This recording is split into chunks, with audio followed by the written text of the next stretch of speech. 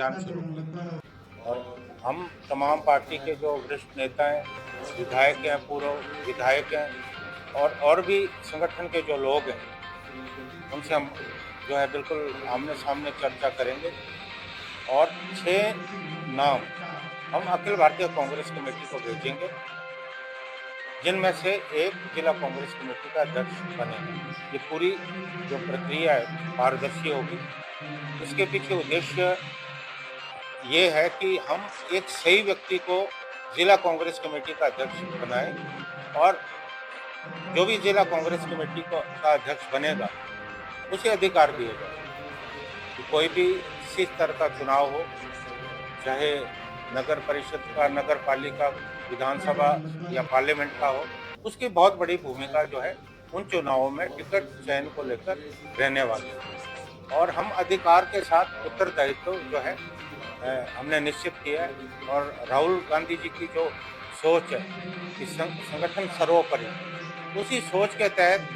हम आगे बढ़ने का प्रयास कर रहे हैं। और आज से हमने शुरुआत की है और 3 दिनों का हमारा ये दौरा है। हमारी जो पूरी टीम है, हम हर विधानसभा क्षेत्र में जाकर पार्टी कार्यकर्ताओं से, पार्टी के सभी लोगों से बात करेंगे और हम जो भी और सामाजिक संगठन है उनसे भी हमारी बात होगी। और हम एक पारदर्शी सिस्टम के तहत जो है यहाँ संगठन को बनाना चाहते हैं। इसलिए हमने निर्णय लिया है कि हम खुद जाकर सभी विधानसभा क्षेत्र में सभी पार्टी के लोगों से बात करने के बाद अपनी रिपोर्ट जो है पार्टी आलाकमान को देंगे और पार्टी आलाकमान यहाँ जिला कांग्रेस कमेटी के अध्यक्ष का चयन करेंगे। समग्र देशની અંદર કોંગ્રેસ પક્ષના અધ્યક્ષ તરીકે પૂજ્ય મહાત્મા ગાંધીની 100 વર્ષની ઉજવણી, 150મી જન્મજયંતિ સરદાર સાહેબની, ત્યારે ગાંધી સરદારના ગુજરાતમાં કોંગ્રેસ સર્જન અભિયાન જે સંગઠનની અંદર મોટા પાયે નવીનીકરણ, સુધારણા, એનો પાયલોટ પ્રોજેક્ટ ગુજરાતમાં થઈ રહ્યો છે અને તેના ભાગરૂપે સુરેન્દ્રનગર જિલ્લામાં જિલ્લાના સંગઠનની અંદર તમામ કાર્યકર્તાઓ સાથે સંવાદ કરીને વિધાનસભા ક્ષેત્રના અમારા જે પદાધિકારીઓ છે તેની તમામ સાથે વાર્તાલાપ કરશે। અખિલ ભારતીય કોંગ્રેસ સમિતિના નિયુક્ત પ્રવેશક અને પ્રદેશ કોંગ્રેસના નિયુક્ત પ્રવેશક એમની 5 જણાની ટીમ સમગ્ર પ્રક્રિયાને 3 દિવસ માટે તમામ કાર્યકર્તાઓ સાથે સંવાદ કરીને અને આખરી ઓપ આપશે। આ સમગ્ર પ્રક્રિયા એ કોંગ્રેસ પક્ષના સંગઠનને સશક્ત કરવા માટે, કોંગ્રેસ પક્ષના સંગઠનમાં નવીનીકરણ કરવા માટે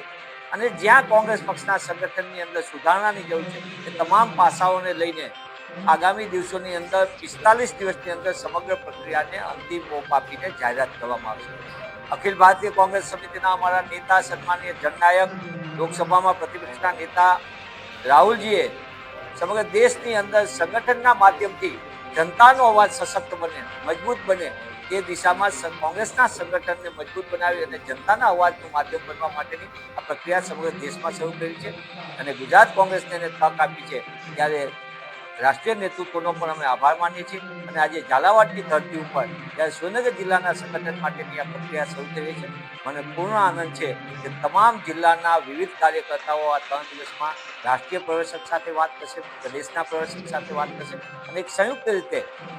સુરેન્દ્રનગર જિલ્લાના નાગરિકોની ન્યાયની લડત, સુરેન્દ્રનગર જિલ્લાના નાગરિકોને જે પ્રશ્નો છે, જે સમસ્યા છે, અહંકારી ભાજપના શાસન સામે, ભ્રષ્ટાચારી ભાજપના શાસન સામે, અન્યાયકારી ભાજપના શાસન સામે ન્યાયનું શાસન કેવી રીતે લાવી શકાય, તેમાં કોંગ્રેસ કેવી રીતે માધ્યમ બની શકે, એ દિશામાં કોંગ્રેસનું સંગઠનની રચના કરવામાં આવશે।